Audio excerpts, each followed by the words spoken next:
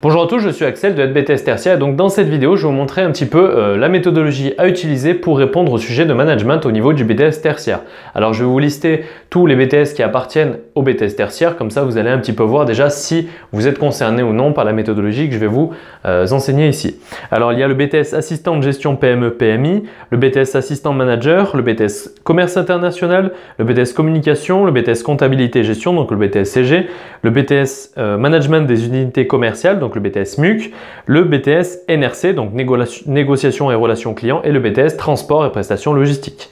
Alors, il faut savoir donc, tous ces BTS-là sont concernés par les mêmes épreuves. Alors, il faut savoir qu'il y a des épreuves de culture générale avec le français, l'anglais, l'économie, le droit et le management. Donc, tous ces BTS-là vont passer toutes ces épreuves-là le même jour, notamment pour les écrits, avec les mêmes sujets. Un étudiant de BTS CG et de BTS NRC, par exemple, auront les mêmes sujets d'examen et passeront donc leur épreuve le même jour pour qu'il n'y ait pas de communication entre les séries. Donc, qui veut dire même examen veut dire le même cours qui est enseigné pour tous les BTS que je vous ai listés de la même façon. C'est-à-dire vous avez le même programme et vous avez à la fin exactement le même examen à passer au même moment. Vous avez vraiment le même sujet d'examen pour tous les BTS tertiaires donc, que je viens de lister. Alors ici, moi, ce que je vais vous donner, ça va être vraiment la méthodologie clé à utiliser. Donc moi, j'ai passé le management, j'ai eu je crois que j'ai eu 16 au BTS, 15 ou 16 au BTS, donc tout le long de l'année en cours, donc j'avais de 18 à 20. C'est relativement simple d'avoir une très bonne note au BTS en épreuve de management, puisqu'il faut simplement deux choses. Vous avez déjà une part qui va être faite par le cours et vos fiches de révision qu'il va falloir apprendre par cœur, et de notre part vraiment appliquer la bonne méthodologie. La méthodologie management, elle n'est pas compliquée, mais il faut juste l'appliquer vraiment à 100% pour aller grappiller le maximum de points. Alors déjà, il faut savoir que le management, contrairement à la limite à l'économie et du droit, l'économie et le droit, vous pouvez vous en sortir en apprenant juste un peu les concepts. Pas forcément en apprenant par cœur, mais en apprenant vraiment les concepts, en sachant de quoi on parle. Vous allez avoir toujours des annexes qui vont pour vous aider à répondre. Par contre, en management, il faut savoir une chose, c'est qu'il faut vraiment apprendre par cœur car vous n'avez pas de base. Ce qui va vous servir de base, ça va être votre cours. Par exemple, la méthodologie clé à utiliser, ça va être vraiment celle-ci. Donc déjà, je vous précise, donc pour ceux qui veulent obtenir des fiches de révision pour donc, tous les BTS que j'ai listés, je mettrai un lien dans la description. Et pour ceux donc, qui sont spécialement en BTS comptabilité et gestion, je mettrai un autre lien puisque ceux qui sont en BTS comptabilité et gestion, il y a la spécialité mathématique. Donc il faut savoir que les fiches que je vous montrerai en exemple sont les mêmes à la fois donc, dans le BTS tertiaire et dans le BTS CG, mais il y a juste les maths qui sont rajoutées. Donc, mais sinon, c'est vraiment les mêmes fiches, donc ça ne sert à rien de vous mettre dans les deux listes. Et en plus, comme ça, si vous êtes suivant le diplôme dans lequel vous vous mettez pour recevoir les fiches, je vous donnerai quelques conseils pour réussir vos autres épreuves du BTS. Et comme ça, en même temps, vous recevrez donc les fiches gratuitement. Comme ça, vous verrez un peu comment les fiches sont structurées. Moi, les fiches de management, je crois qu'elles font 25 fiches au grand maximum. Hein. Je crois que c'est même un peu moins. Il doit y avoir 22 fiches à peu près. Et il y a vraiment tout le cours ciblé pour répondre à tous les sujets d'examen. Vous avez vraiment tout le cours qui est utile et synthétique. Vous n'avez qu'à apprendre par cœur et appliquer la méthode que je vous enseigne. Donc, il y a une petite fiche sur la méthodologie à utiliser donc, dans les fiches de révision. Comme ça, vous avez le cours à apprendre par cœur, la méthodologie appliquée. Vous êtes sûr d'aller à l'examen bien armé pour réussir au maximum. Alors, la méthodologie à appliquer, ça va être celle-ci. Pour chaque question, donc vous avez ici on voit donc la structure du sujet, vous avez deux parties. Une première partie, la première partie pour moi c'est vraiment la partie où ça va être le plus simple d'aller chercher des points, et une deuxième partie où il y a plus des développements à faire qui vont être peut-être moins en rapport avec le sujet, mais plus des développements vraiment où vous allez pouvoir structurer une réponse vous sans forcément utiliser la méthode que je vous enseigne. Mais pour la première partie, c'est là, moi, à mon sens, où vous allez pouvoir prendre le plus de points et vous allez devoir utiliser cette méthodologie. Pour chaque question, et j'ai bien dit pour chaque question, vous allez devoir faire votre réponse en trois parties. Vous allez déjà devoir inscrire votre cours, voilà, en quelques lignes. Donc le mieux, c'est d'avoir votre cours structuré, l'apprendre par cœur, comme ça vous ne posez pas de questions. Vous allez chercher dans votre tête le cours ciblé par rapport aux mots-clés dans la question, vous le mettez par cœur et ensuite vous allez passer à la deuxième étape qui va être l'application au cas. Donc dans l'application au cas, vous allez devoir chercher des données issues, donc des documents, des annexes, pour aller chercher des chiffres, des mots-clés qui vont vous permettre d'appliquer au cas. Et ensuite, vous allez faire une déduction avec le fameux « donc » en début de phrase. Donc grosso modo, qu'est-ce que vous allez faire? Vous allez faire votre cours, un alinéa en début, donc moi ce que je recommande, vous allez sauter une ligne, un alinéa en début pour appliquer au cas, sauter une ligne et un alinéa en début pour faire la déduction Donc, première partie, deuxième partie, troisième partie, que ça soit bien matérialisé pour que l'examinateur, ça soit clair qu'il ait bien la partie cours, bien la partie application au cas et bien la partie déduction. Alors, on va illustrer ça avec un exemple. De toute façon, on va faire les questions. Ensuite, ce que je vous recommande, moi, c'est de faire une question par page à l'examen. Par exemple, ici, on a 7 questions. Et bien, vous allez prendre 2 feuilles doubles et faire 7 pages. Comme ça, vous n'allez pas vous poser de questions. Et vous pourrez revenir autant de fois que vous voulez sur les questions sans faire des rappels à la fin, ce qui évitera à l'examinateur d'aller chercher les réponses avec des astérix de partout. Donc votre feuille, au moins, elle sera bien structurée, vous ne posez pas de questions. Et en plus, moi, ce que je recommande, ça va être la première chose, de ne pas lire le sujet, d'aller simplement lire les questions, prendre autant de fluo qu'il y a de questions, du moins pour la première partie. Ici, donc, je vais vous montrer l'exemple pour les 3 premières questions. Vous allez aller sélectionner, donc lire vos questions. Ici, première partie, donc on va lire les questions ensemble. Montrer en quoi la démarche d'Inès Divin relève d'une logique entrepreneuriale et vous allez surligner au fluo les mots-clés du sujet qui font appel à du cours. Par exemple, ici, on a logique entrepreneuriale. Logique entrepreneuriale, ça va faire appel au cours sur l'entrepreneur au sens de Schumpeter. Donc, vous allez surligner ce mot-clé. Et pareil pour toutes les questions. Identifier et justifier les choix stratégiques. Donc ici, on peut par exemple surligner choix stratégiques, mise en œuvre par l'entreprise lors de sa création. Voilà.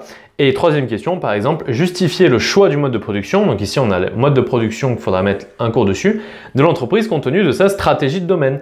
Donc il faudra mettre aussi du cours sur la stratégie de domaine. Donc là, une fois que c'est fait pour les 5 questions ici, ce que vous allez faire, c'est que après ça, vous n'allez pas vous poser de questions, vous allez noter le cours. Ici, donc, vous allez mettre le cours sur la logique entrepreneuriale. Ici, question 2, vous allez mettre le cours sur les choix stratégiques, par exemple. Et question 3, vous allez mettre donc le cours sur le mode de production et stratégie de domaine. Vous allez faire ça pour les 5 premières questions. Donc, bien sûr, avec d'autres couleurs. Et donc, vraiment, directement, vous allez mettre votre cours. Comme ça, ça vous permet... Moi, je recommande de toute façon toujours d'aller réviser vos fiches de révision la veille et le lendemain juste avant de passer pour bien réveiller votre mémoire flash. Comme ça, vous arrivez, vous ne posez pas de questions, vous surlignez le cours qui est demandé dans des couleurs différentes pour chaque question. Vous allez numéroter vos pages et vous allez écrire votre cours sur toutes les pages. Comme ça, une fois que votre cours est posé, vous êtes déjà débarrassé du par cœur. Tout votre cours est posé, il ne vous reste plus qu'à appliquer au cas. Comme ça, vous faites vraiment votre réponse étape par étape. De toute façon, que vous ayez lu ou pas le sujet, là, ici, c'est que des questions de cours. Donc, le cours, vous n'avez pas besoin du sujet, de lire le cas pour mettre le cours. Justement, ça va plutôt vous perturber. Donc, vraiment, de toute façon, le cours, il est vraiment explicitement dit dans les questions. Hein. Regardez, si on prend cette question-là, repérer la modalité de croissance envisagée. Donc là, ici, on a les modalités de croissance. Donc, il faudra définir la modalité de croissance ici dans la question 4, tout simplement. Et ici, présenter les principaux éléments du diagnostic interne voilà, et externe. Donc ici, on a le diagnostic interne et le diagnostic externe au niveau du cours. Donc c'est aussi simple que ça. Donc première chose à faire, vous lisez les questions, vous surlignez chaque question d'une couleur différente, vous mettez une question par page dans votre copie d'examen et vous allez mettre le cours sur chaque question au tout début de vos pages de réponse. Et bien sûr, donc là, vous aurez toute la place nécessaire. Le reste de votre feuille va vous servir à appliquer au cas et à faire votre déduction, toujours avec un petit alinéa en chaque début de paragraphe, pour qu'il y ait 3 paragraphes distincts pour l'examinateur. Maintenant, ici, on va donc répondre un petit peu aux questions. Donc là, moi, je n'ai pas lu le sujet, j'ai juste noté les questions. Comme ça, moi, mon but, ça va vraiment être de vous apprendre une méthodologie. Si vous voulez de toute façon la correction du sujet d'examen, ça se trouve sur Internet. C'est pas ça qui est important à mes yeux. C'est vraiment la méthodologie qu'il va falloir employer et d'où l'importance de ce que je vous disais d'apprendre par cœur son cours, puisque si vous n'avez pas le cours, ça va être impossible d'appliquer au cas et impossible de faire une déduction. Le cours, c'est vraiment ce qui va vous servir de base à votre réponse. Donc vraiment, il y a peu de fiches de révision. Donc, il faut vraiment les apprendre par cœur. Du moment que votre cours est bien structuré, bien synthétique, apprenez-le par cœur. Bien sûr, si vous commencez à avoir fait des fiches de révision où vous vous retrouvez avec 50-60 pages de révision au niveau du management, là, c'est pas bon parce que déjà apprendre par cœur, ça va être très compliqué et en plus, vous n'aurez pas l'essentiel, donc ça va pas être très utile. Donc, il faut vraiment avoir des fiches où il y a vraiment l'essentiel, peu de fiches vraiment synthétiques, mais au moins à chaque fois que vous voyez un mot-clé, vous savez à quoi ça correspond puisque dans vos fiches, c'est bien structuré et en plus, vous savez le cours. Voilà le petit bloc de 10-15 lignes à mettre au niveau de vos cours, vous ne posez pas de questions, vous l'avez appris par cœur, vous le recrochez mot à mot et vous allez avoir une bonne base pour ensuite appliquer au cas et en plus, vous allez prendre tous les points au niveau du cours. Ici, donc, la logique entrepreneuriale. Donc là, vous allez mettre le cours. Qu'est-ce qu'un entrepreneur? Donc, au sens de Schumpeter, un entrepreneur est une personne qui va investir son temps, son capital, sa sécurité financière, etc. Elle va saisir les opportunités. Elle va savoir prendre des risques. Donc, vous mettez tout le cours relatif à l'entrepreneur. Ensuite, vous allez appliquer au cas. Donc, par exemple, imaginons que dans le cas, la personne, donc ici, donc Inès Divin, imaginons que du coup, elle a investi beaucoup de temps, elle a investi toutes ses économies, etc. Donc là, ça va être les mots-clés que vous allez surligner dans le sujet, donc en vert. Et vous allez les mettre dans le deuxième paragraphe, application au cas. Et ensuite, vous allez pouvoir déduire, donc Inès Divin est bien un entrepreneur au sens de Schumpeter, par exemple. Ensuite, question 2, identifier et justifier les choix stratégiques. Donc ici, on a encadré les choix stratégiques mis en œuvre par l'entreprise lors de sa création. Ici, un autre point important, il faut bien repérer de quel moment on vous parle. On va appliquer une stratégie de croissance interne au début lors de sa création, puis ensuite une stratégie externe vers la fin ou du moins dans le temps présent. Donc du coup, il faut bien regarder à quel moment on vous demande la question. Ici, on nous demande de justifier les choix stratégiques lors de la création. Donc généralement, au niveau des annexes, vous avez première annexe, vous avez le cas, c'est-à-dire tout ce qui va être ciblé sur l'entreprise.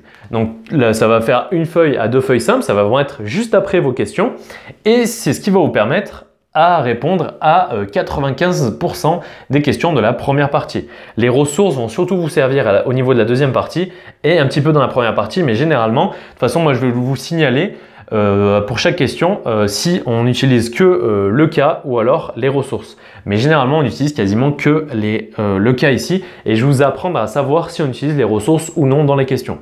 Ici, en quoi la démarche d'Inès Divin relève d'une logique entrepreneuriale? Ici, on n'a pas besoin des ressources. On va juste regarder le cas, prendre les infos au niveau donc de la logique entrepreneuriale pour Inès, si elle a pris des risques, elle a engagé son temps, son capital, sa sécurité financière. Donc, pas besoin des ressources.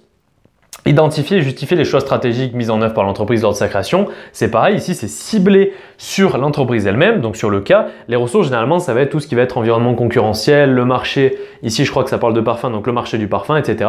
Mais en aucun cas, ça va vous apporter des précisions sur l'entreprise. C'est vraiment la première partie, juste après les questions, qui va vous parler du cas et de ce qu'elle a appliqué comme mode de croissance, comme type de stratégie, etc.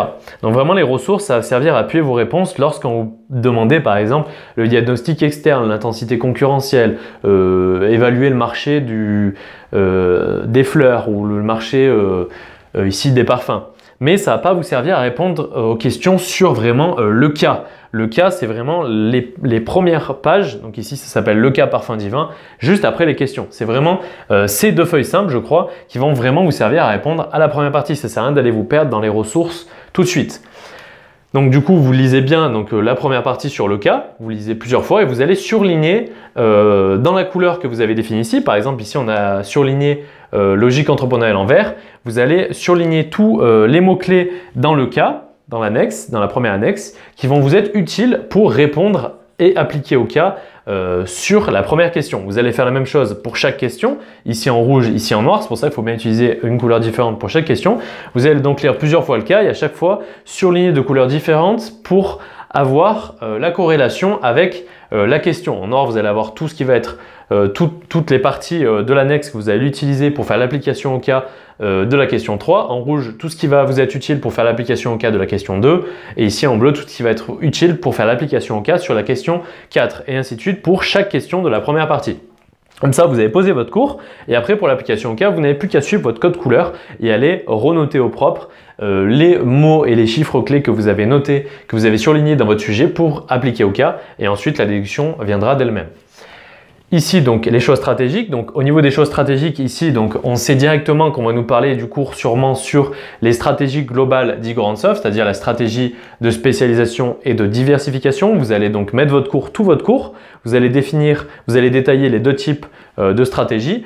Et ensuite, vous pourrez rajouter aussi le cours sur les stratégies d'accompagnement, c'est-à-dire les stratégies d'accompagnement vont accompagner les stratégies globales. Par exemple, moi, dans mes fiches de révision, vous avez les stratégies globales et juste en dessous, les stratégies d'accompagnement. Ça va être soit l'intégration, soit l'externalisation. Soit vraiment, elle va regrouper toutes les activités pour faire tout elle-même, soit elle va externaliser justement pour faire par d'autres.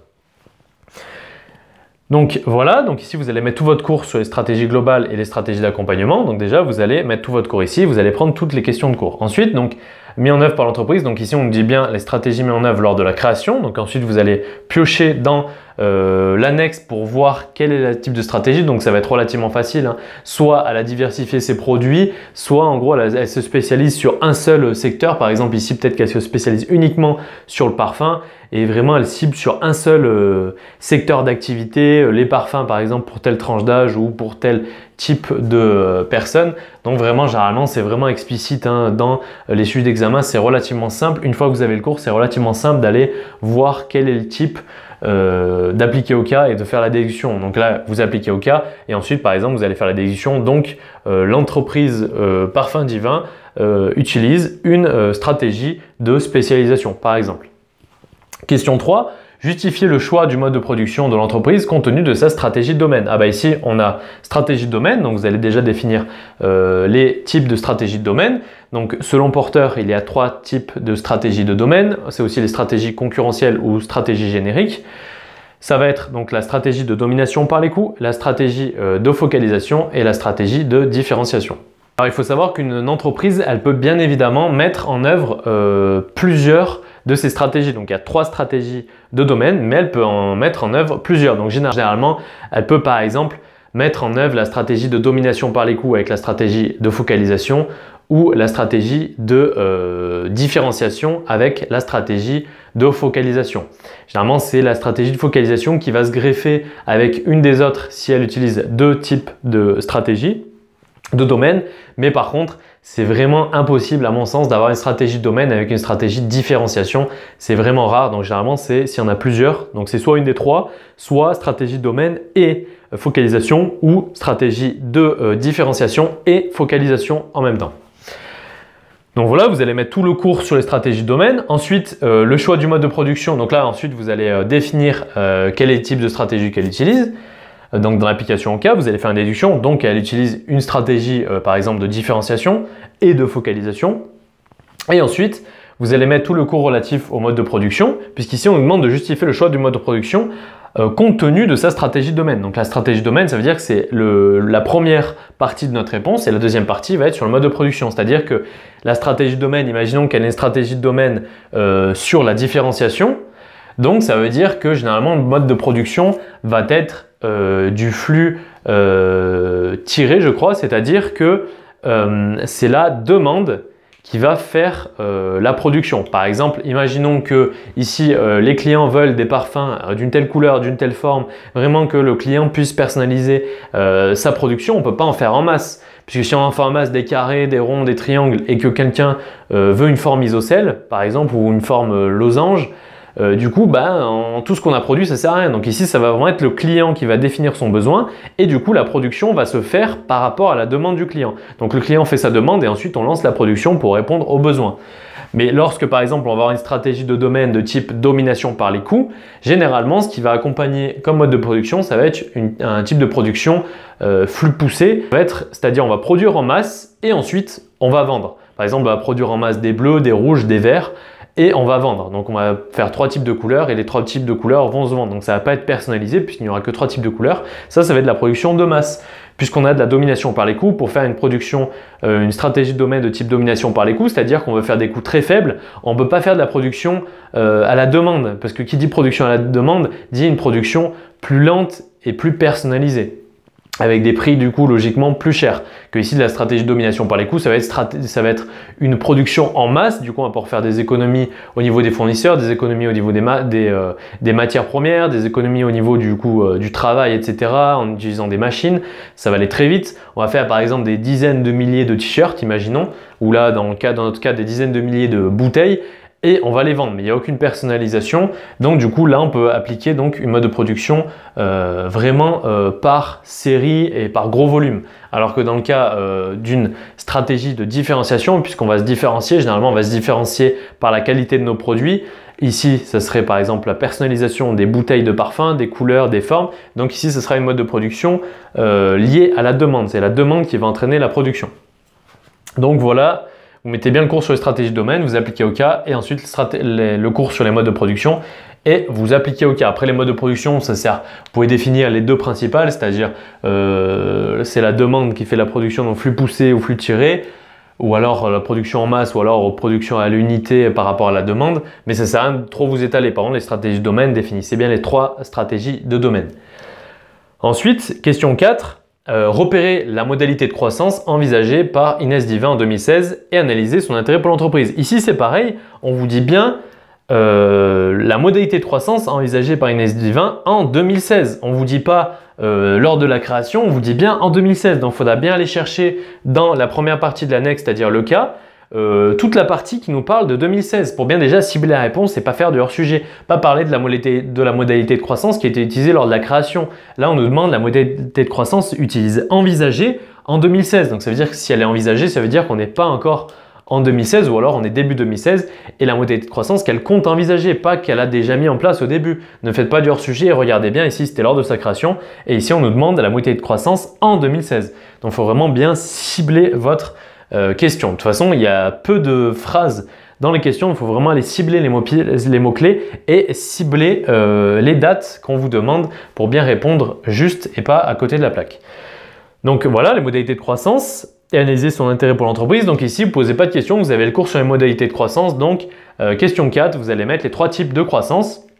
Croissance interne, qu'est-ce que c'est, avantage, inconvénient. Croissance externe, qu'est-ce que c'est, avantage, inconvénient. Croissance conjointe, qu'est-ce que c'est, avantage, inconvénient. Bam, ça vous fait 15-20 lignes de réponse et vous prenez tous les points de cours et ça vous sert de base puisqu'ensuite, il ne vous reste plus qu'à regarder dans l'annexe quelle est la méthode de croissance, la modalité de croissance envisagée par Inès Divin en 2016. Par exemple, imaginons qu'elle veut racheter ses concurrents, qu'elle veut racheter ses concurrents, s'établir sur de nouveaux marchés, etc. Du coup, ça serait une croissance externe. Donc là, vous allez cibler en bleu tout le cours qui va, tous les mots-clés dans l'annexe 1 sur le cas des parfums pour vraiment ensuite aller retrouver tout ce que vous avez surligné en rouge pour bien vous en servir dans le paragraphe 2, application au cas. Par exemple, si on vous dit qu'elle va racheter ses concurrents, du coup, dans votre réponse application au cas, vous allez bien mettre dans le cas de l'entreprise Divin, Inès souhaite racheter ses concurrents pour bénéficier d'une nouvelle clientèle, etc. Et ensuite, vous mettrez bien à la fin, après votre petit paragraphe application au cas, Inès Divin envisage une croissance externe pour 2016. Donc voilà comment prendre des points facilement. Et ici, on vous dit bien analyser son intérêt pour l'entreprise. Donc là, il faut bien faire la définition des 3 types de croissance, appliquer au cas. Une fois que vous avez appliqué au cas, vous mettez bien un petit paragraphe sur l'intérêt pour l'entreprise d'utiliser une croissance externe. Généralement, si vous connaissez votre cours par cœur, dans la croissance externe, vous avez les avantages et les inconvénients. Donc, vous allez pouvoir mettre les avantages forcément. Les avantages que vous avez dans le cours, ce sera les avantages qui vous suffira d'appliquer au cas. Par exemple, une croissance externe, ça va permettre d'aller rapidement sur un nouveau marché, d'avoir une clientèle déjà acquise, des investissements déjà amortis, puisqu'on va racheter une entreprise qui est déjà en place. Donc voilà, si vous savez déjà tous les avantages, il n'y a plus qu'à appliquer ceux qui correspondent vraiment au cas. Donc ça sera beaucoup plus facile, comme je vous l'ai dit, lorsque vous savez votre cours par cœur, c'est vraiment la base, faites vraiment cet effort-là. Donc voilà. Ensuite, question 5, présenter les principaux éléments du diagnostic interne et externe de l'entreprise. Alors là, c'est une question où on ne précise pas d'utiliser Porter, on ne précise pas d'utiliser Hamel et Prahalad ni Edith Penrose. Donc là, vous êtes plutôt ouvert. Donc vous avez plusieurs choix. Soit vous utilisez la matrice SWOT ou la matrice force, faiblesse, opportunité, menace. Pour le diagnostic interne, ce sera donc force, faiblesse. Et diagnostic externe, ce sera opportunité, menace. Donc, soit vous utilisez la matrice SWOT, donc ça fera les deux diagnostics d'un coup, soit pour le diagnostic interne, vous avez donc plusieurs possibilités. Vous avez les compétences fondamentales de Hamel et Prahalad, la chaîne de valeur de Porter, avec les fonctions clés et les activités clés et les activités de soutien. La chaîne de valeur de Porter, les compétences clés cœur de métier de Hamel et Prahalad, les ressources de Edith Penrose, la théorie des ressources d'Edith Penrose, donc avec les ressources tangibles et intangibles. Et donc ici, ça va être les 3 auteurs que j'ai cités, enfin du moins les 3 concepts que j'ai cités.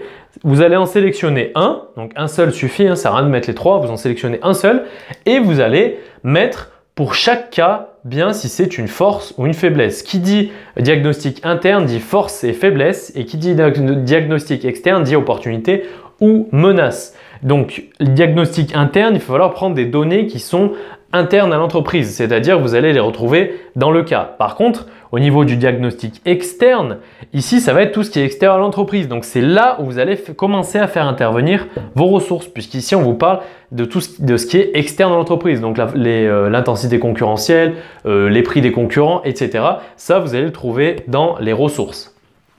Mais pour l'instant, vous voyez que sur les 5 questions, on a 4 questions plus la moitié de la 5e question où on se sert uniquement de la première annexe sur le cas parfum divin. On n'a pas eu besoin d'aller se perdre dans les ressources. Il y a seulement pour le diagnostic externe, puisque c'est externe à l'entreprise où on va utiliser les ressources. Tout ce qui est interne à l'entreprise, on n'a pas besoin des ressources, mais là, puisque c'est externe à l'entreprise, on va se baser sur des chiffres clés du secteur d'activité, par exemple du parfum, pour notre cas ici. Donc voilà, soit vous utilisez donc Amélie Pralade, vous mettez force-faiblesse à chaque élément. Edith Penrose, donc les ressources tangibles et intangibles, à chaque ressource vous mettez si c'est une force ou une faiblesse. Ou alors la chaîne de valeur de porteur avec la logistique interne, externe, les activités principales, les activités de soutien avec le recherche et développement, les ressources humaines, ressources financières. À chaque fois, pareil, vous allez bien préciser s'il s'agit d'une force ou d'une faiblesse. Donc vous mettez bien votre cours, ensuite vous listez tous les éléments et vous mettez bien s'il s'agit d'une force ou d'une faiblesse. Donc, il faut bien penser à préciser s'il s'agit d'une force ou d'une faiblesse. Si vous faites la matrice SWOT, donc là, forcément, vous allez penser, puisque c'est force, faiblesse, opportunité, menace, vous allez lister les éléments et mettre si c'est une force ou une faiblesse, ou une opportunité, une menace. Mais si vous utilisez d'autres auteurs, il faut bien penser à mettre ce système. Donc là, moi, je ne recommande pas d'utiliser la matrice force, faiblesse, opportunité, menace, puisque généralement, si on vous la demande, généralement, si on souhaite l'avoir, on va vous la demander. Et les correcteurs préfèrent lorsque vous utilisez des auteurs, puisque si vous utilisez juste la matrice SWOT, il n'y aura pas de cours à mettre, donc vous allez prendre un peu moins de points. Puisque là, si vous utilisez par exemple Edith Penrose et les ressources tangibles et intangibles, vous allez déjà avoir un petit paragraphe de cours, vous allez gagner des points. Et ensuite, vous allez lister vos ressources tangibles et dire si c'est une force ou une faiblesse, lister vos ressources intangibles et à chaque fois mettre si c'est une force ou une faiblesse. Comme ça, vous allez prendre vraiment tous les points au niveau du diagnostic interne. Le diagnostic externe, donc soit vous utilisez opportunité menace directement de la matrice SWOT, soit vous utilisez les forces concurrentielles de porteur, donc les 5 forces plus 1, ou alors le modèle, la matrice Pestel. La matrice Pestel qui est une matrice qui va vous permettre d'analyser l'environnement externe de l'entreprise. Donc ici le diagnostic externe. Donc là les auteurs que je vous ai dit c'est bien pour le diagnostic interne et là le diagnostic externe ça va être les forces concurrentielles de porteurs ou alors la liste Pestel, donc c'est-à-dire politique, économique, sociale, technologique, écologique et légale. Les forces concurrentielles donc, de porteurs, donc c'est les 5 forces concurrentielles de porteurs, intensité concurrentielle, pouvoir de négociation des clients, pouvoir de négociation des fournisseurs, menace de nouveaux entrants sur le marché, menace d'un produit de substitution et la 6e force qui est l'action des pouvoirs publics. Donc là pareil, moi dans les fiches de révision je vous ai bien mis diagnostic interne, tous les auteurs, diagnostic externe, tous les auteurs. Comme ça, au moins, vous savez quel cours aller piocher au niveau, donc ici, diagnostic interne. Vous savez que dans votre tête, vous avez une fiche là-dessus avec les auteurs où vous n'avez plus qu'à en sélectionner un des 3. Diagnostic externe, vous avez 2 auteurs, du moins 2 parties de cours là-dessus. Vous n'avez plus qu'à en sélectionner un des 2. Moi, je conseille, de toute façon, suivant le sujet, il y en a un qui est plus ou moins facile à utiliser. Quoi qu'il en soit, par exemple, si vous utilisez les forces concurrentielles de porteur, à chaque force, par exemple intensité concurrentielle, imaginez vous allez mettre donc votre cours, bien sûr au début, intensité concurrentielle ensuite dans la deuxième petite partie de réponse, intensité concurrentielle, 2 points, vous allez mettre, imaginons que le secteur du parfum est très concurrentiel, énormément de concurrents, voilà, donc là vous allez mettre ça dans votre petite partie et donc vous allez bien préciser s'il s'agit ici non pas d'une force ou d'une faiblesse mais d'une opportunité ou une menace puisqu'ici on parle du diagnostic externe. Diagnostic interne force-faiblesse, diagnostic externe opportunité ou menace. Donc à chaque force vous allez détailler ce que c'est, mettre par rapport donc aux ressources, prendre les données. Par exemple, sur la menace de nouveaux entrants, imaginons qu'on vous dit qu'il y a plein de nouvelles entreprises qui sont en train de se créer dans le domaine du parfum. Ça veut dire que oui, il y a une grande intensité concurrentielle déjà et il y a une grande menace au niveau de nouveaux entrants. Imaginons que cette fois-ci, on vous dit, par exemple, au niveau du pouvoir de négociation des fournisseurs, on vous dit que ici, notre entreprise, elle n'a qu'un seul fournisseur. Donc du coup, il a un grand pouvoir de négociation. S'il n'y a qu'un seul fournisseur qui est capable de lui donner les produits qu'elle souhaite, du coup ça veut dire qu'il peut mettre des prix super élevés. De toute façon, elle n'aura pas le choix. Par contre, s'il y a des dizaines de fournisseurs, et ben, du coup elle pourra faire jouer la concurrence au niveau des fournisseurs et avoir des prix bas. Donc là, le pouvoir de négociation des fournisseurs sera relativement faible. Donc auquel cas, ce sera une opportunité. Mais si du coup il n'y a qu'un seul fournisseur, donc il va pouvoir faire un peu ce qu'il veut au niveau des prix et elle n'aura pas le choix, du coup l'entreprise, d'acheter à ce fournisseur-là, là par contre, le pouvoir de négociation des fournisseurs sera une menace. Donc il faudra bien le préciser. Pareil du coup pour le plus 1, c'est-à-dire l'action des pouvoirs publics. Imaginons que du coup l'État mette en place des subventions pour aider les créateurs de parfums. Ce serait une opportunité. Et si elle met en place du coup, justement des lois pénibles au niveau du coup, par exemple du test sur les animaux, ou alors elle demande, elle rigidifie les normes au niveau du coup, faut bien que ce soit du bio, puisque c'est du parfum qu'on applique sur le corps, on restreint encore les limites, faut bien que ce soit du bio, faut bien que des tests aient été faits, du coup ça va coûter plus cher pour l'entreprise, donc là auquel cas ce serait une menace. Au niveau du pestel, pareil pour chaque élément, technologique, voilà, donc là vous allez lister tous vos lettres, vous allez mettre comme ça, à chaque fois vous allez mettre 2 points, et vous allez mettre par rapport aux ressources que vous allez trouver comme élément, et vous allez préciser s'il s'agit d'une menace ou d'une opportunité.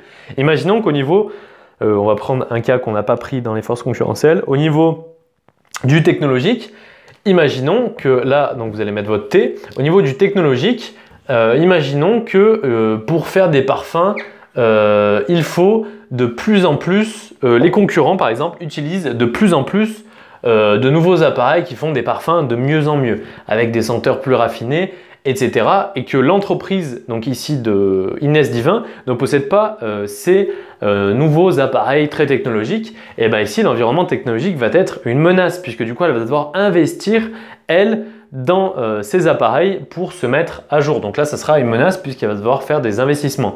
Imaginons que cette fois-ci, au niveau de l'environnement technologique, on vous dit que l'entreprise, justement, elle a les meilleurs, elle est à la pointe de la technologie au niveau de la création de parfums. Ici, l'environnement technologique va être une opportunité. Donc là, vous allez bien lister toutes les forces ou alors l'utiliser le modèle Pestel et bien préciser ici s'il s'agit d'une opportunité ou une menace à chaque fois, comme je vous l'ai montré ici. Donc vraiment, il faut utiliser la bonne méthodologie pour aller déjà d'une part, que ça soit relativement facile pour vous au niveau de la rédaction, vous ne posez pas de questions, vous mettez votre cours, vous appliquez au cas et vous faites une déduction. Il faut vraiment avoir les bons mécanismes de réponse. Et de toute façon, là, les questions qu'on retrouve là, il y a de fortes chances que les stratégies de domaine, le type de stratégie, voilà, est-ce que c'est un entrepreneur ou un manager, le diagnostic interne et externe, vous allez de toute façon tout le temps le retrouver. Donc ce que je vous ai dit là, ça vous servira forcément pour le sujet à venir. Maintenant, on va passer à la deuxième partie. Donc, il faut savoir que vous avez bien 3 heures pour répondre à ces questions-là. Donc, ça, si on divise, ça vous fait à peu près 20 minutes par question. Donc là, ça ferait 1 heure, 2 heures. Voilà, 2h20, vous avez même un peu plus. Vous avez 25 minutes à peu près par question. Donc, vous avez largement le temps. En 5-10 minutes, vous avez mis votre cours et vous avez 15 minutes pour appliquer au cas, faire la déduction.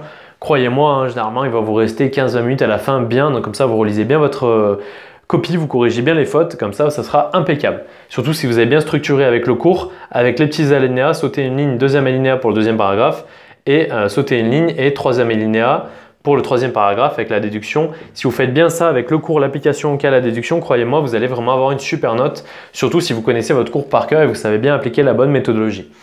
Maintenant, la deuxième partie, pour moi, ce n'est pas la partie où vous allez prendre énormément de points. C'est pour ça qu'il faut bien se focaliser sur la première partie. Donc, je vais être assez bref sur la deuxième partie, mais vous donner quelques pistes à ce niveau-là. Pour moi, la deuxième partie, c'est vraiment là où vous allez avoir utilisé les ressources. Au-delà du diagnostic externe, vous allez utiliser vraiment dans la deuxième partie. Ici, on va vous dire analyser le problème lié au développement de l'entreprise et à son financement.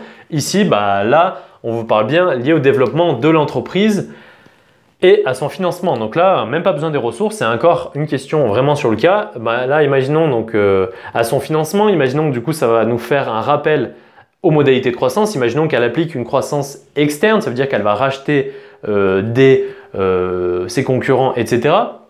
Imaginons qu'elle n'ait pas forcément l'argent pour racheter, que les taux des emprunts soient vraiment élevés, et du coup, ça va être les problèmes liés au développement de l'entreprise et du coup à son financement, puisque du coup si elle utilise une croissance externe mais qu'elle n'a pas assez au niveau des emprunts, que les emprunts ont des taux élevés, qu'elle n'a pas assez de fonds propres pour vraiment mettre en place une grosse croissance externe, et ben du coup c'est ça qui va être dangereux. Après, si elle doit ouvrir son capital, ça va être relativement dangereux puisqu'elle n'aura la fondatrice du coup n'aura plus forcément la main mise sur son entreprise. Donc là, il faut bien connaître. De toute façon, ça va faire un petit rappel au niveau du cours sur les modalités de croissance. Au niveau de la croissance externe, les limites, c'est là où vous allez devoir mettre ici les limites de la croissance externe. Ensuite, question 7, proposer des solutions permettant à l'entreprise d'assurer sa croissance en spécifiant pour chaque solution ses coûts et risques. Donc là, vous allez proposer des solutions. Voilà, par exemple, solution 1, vous allez mettre quelle est la solution que vous proposez, solution 2. Et là, il faut bien penser à mettre à chaque fois, pas oublier le bout de question. Pour chaque solution, il faut préciser donc les coûts et les risques. Donc là, vous allez mettre solution 1, petit paragraphe 1, les coûts, petit paragraphe 2, les risques. Et ça pour chaque solution. Donc là, généralement, il faut en trouver une, deux, voire trois. Et là, logiquement, c'est dans ce type de questions que vous allez sûrement avoir une ressource qui va être sur cette question-là. Par exemple, on va peut-être vous parler du crowdfunding ou alors peut-être de l'introduction en bourse ou d'autres modes de financement. Donc ici, vous allez peut-être avoir la moitié de la réponse qui va être faite par les ressources. Il s'agit de bien les utiliser, bien les restructurer dans votre réponse sans faire forcément du mot à mot, mais bien restituer les concepts qui vont être définis dans les ressources pour faire une partie de votre réponse 7, une des solutions du moins. Et ensuite, donc bien avec les coûts et les risques, et ensuite une autre partie qui va être demandée, qui va vous demander du cours, donc du cours qui va être dans vos fiches de révision ou dans votre culture générale. Par exemple, vous connaissez peut-être des modes de croissance. Par exemple, ici, il y avait la croissance conjointe, donc peut-être que ça peut être utile de repréciser la croissance conjointe en solution 2 et en solution 3, par exemple, une introduction en bourse ou un autre type de croissance. Donc voilà, j'espère en tout cas que ça vous aura aidé. Au niveau vraiment de la méthodologie, de toute façon, je n'ai pas répondu au cas puisque ça ne sert à rien, il y a vraiment les corrections. Là, je veux vraiment vous apprendre la méthodologie à appliquer pour vraiment maximiser vos points à l'examen. Donc je me répète, il y a des fiches de révision si vous souhaitez. Donc pour tous les BTS que j'ai cités, il y aura des fiches de révision. Et pour le BTS comptabilité et gestion en particulier, je mettrai un lien aussi pour avoir des fiches de révision. Donc vous n'avez qu'à mettre votre email et vous recevrez donc tout le contenu gratuitement par email. Vous aurez vos fiches de révision. Dans la semaine, je vous enverrai quelques conseils pour réussir vos épreuves, donc vos épreuves d'économie, de droit, et voilà. Comme ça, au moins, je vous accompagnerai au mieux avec des fiches de révision et l'application d'une méthodologie pour réussir votre BTS. Donc voilà, j'espère que ça vous aura servi et on se dit à la prochaine.